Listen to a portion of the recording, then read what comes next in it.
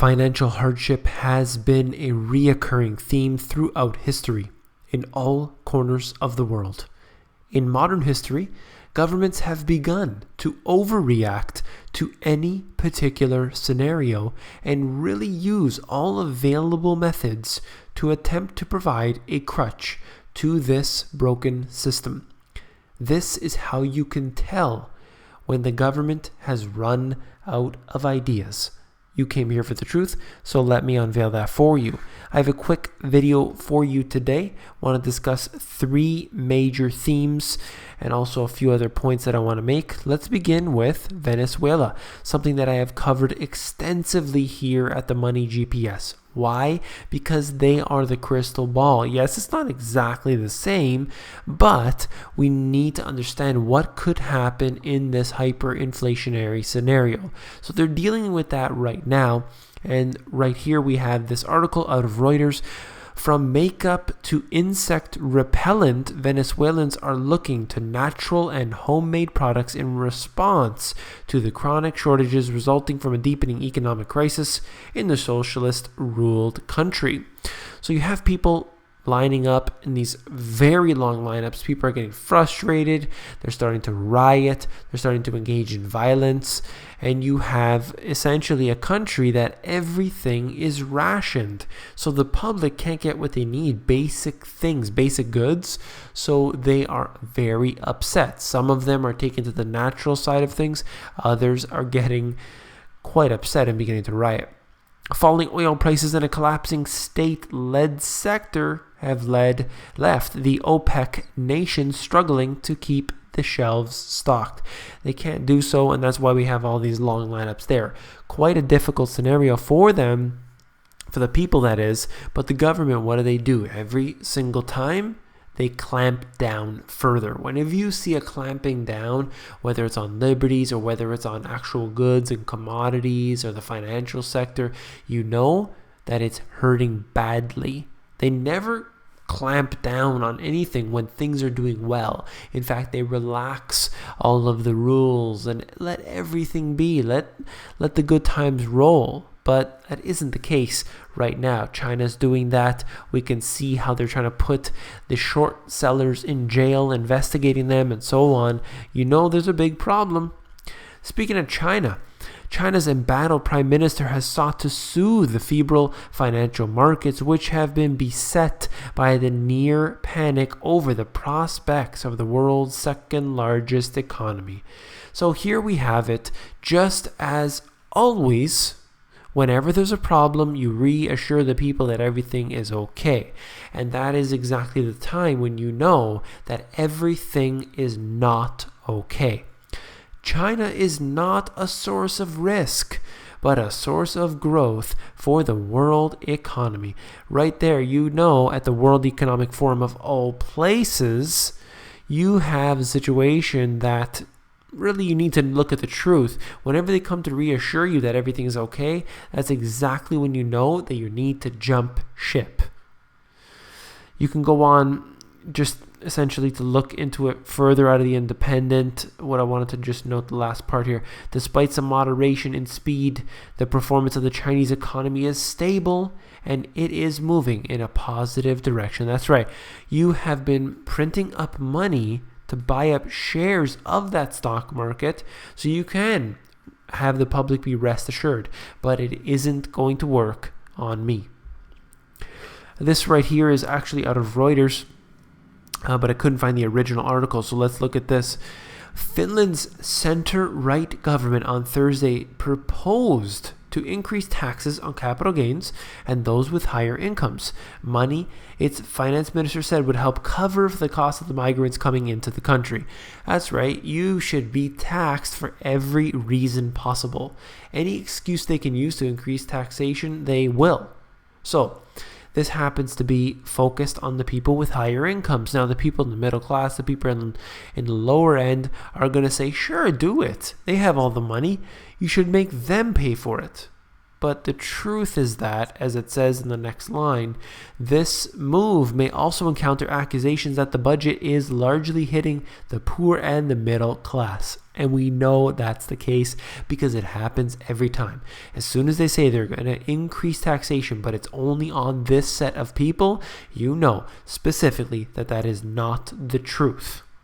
You know specifically that they've done this before with the income tax, with all of these other taxes that may be in your city or your province or state, where they said, we just need to have this tax for now and we're going to get rid of it later. We just want to pay our deficit. We just want to do this. But they squander the money and they never ever reduce it. It doesn't work like that. They will get their money from somewhere. There's always an increase in taxation. Whenever they say there's a decrease, they've got the money from somewhere else. Remember that. This is essential to know. There's more in this article, but I want to move on from what I wrote about in my book. And we're looking at China, we're looking at taxes, we're looking at Australia and carbon taxes and everything in this chapter that I wrote about. But essentially, right here, we're talking about carbon taxes for one.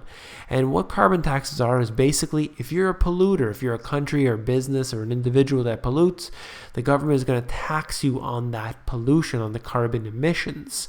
And in order to do this, what they have implemented is the carbon taxes, and they can do so stealth by implementing this on a carbon if the factory, for example, had to emit carbon dioxide, carbon emissions, then you as the customer have to pay a tax. But you don't see that on your bill necessarily. It just means higher prices on that particular product. So you think the store has raised the prices, or you think that particular commodity or what have you has increased in price or in value. It's not the case. It's the carbon taxes. Now, in my book, I specifically predicted that Australia would implement the carbon taxes, although they said they would not. You know that I've covered it here on the channel before. They said they wouldn't do it, but of course it was so obvious that they would. Now, as far as I'm aware, they removed it, but it just sets the precedent to do it again and again, to do it in all the other countries. Canada has them, but they don't actually officially say that they do because it's hidden. That's the way it works. The public doesn't know, public doesn't care as long as they can watch television. Let's move on here, and we look at this out of Bloomberg. The Obama administration and the U.S. intelligence community have concluded that Russia is set to start flying combat missions from a new air base inside Syria. But there's disagreement about what to do about it. Okay, so basically they have, according to the U.S., basically have built up this air base. They have been bringing equipment over, the reports were indicating, and here they are essentially going ahead and building the base, setting up missions, and they're in full-fledged response to what is happening within Syria. Now, if any other country would do this, then it wouldn't be a problem. But because it's Russia, because it's Syria, because the conditions are worsening there, they need to obviously make this front page news and say how serious it is. Now, if you're a partner with a country and you have your base set up there, I don't see anything wrong with that. But they're making a big deal about it because it's Russia and they're trying to get them to stop doing so. Same situations happening with Iran, where they are trying to not get those who don't really want to partner up, they're trying to get them to submit to everything that they are into. Let's look at this here. Something very important, not directly related, but it's to deal with the 2016 election. James O'Keefe, you know him, the individual who has basically crossed through both borders, the north and south of the U.S., made his way in illegally, of course, or I should say basically without his passport, without going over the border through the security, just walking in, filming it, showing you specifically how this is so easy to do on both sides of the border, and saying that they can't be everywhere to protect us. Now, this individual has got this undercover footage that raises disturbing questions about the ballot integrity in Colorado, the site of fiercely contested races for the U.S. Senate, the U.S. House, and the governorship.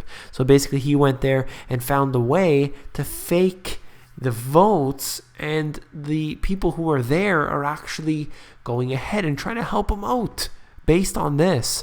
So we have some very, very dangerous activities going on here for the election. Of course, in many areas with all of the voter fraud that we've seen before, there's no telling what they're going to do this time around. It's all fake. It's all phony. And this just goes to show you that they cannot provide us with a leader that is going to make any real change. Do not be fooled into this. That's all I'm going to say. If you found this video informative, please give me a thumbs up. I really appreciate that very much. And last but not least, if you found the video informative, I know you'll find my book, The Money GPS, even more informative. You can actually flip through the book. If you go over to Amazon, they have this look inside feature, which allows you to flip through the book to see if you like it for yourself. Take care.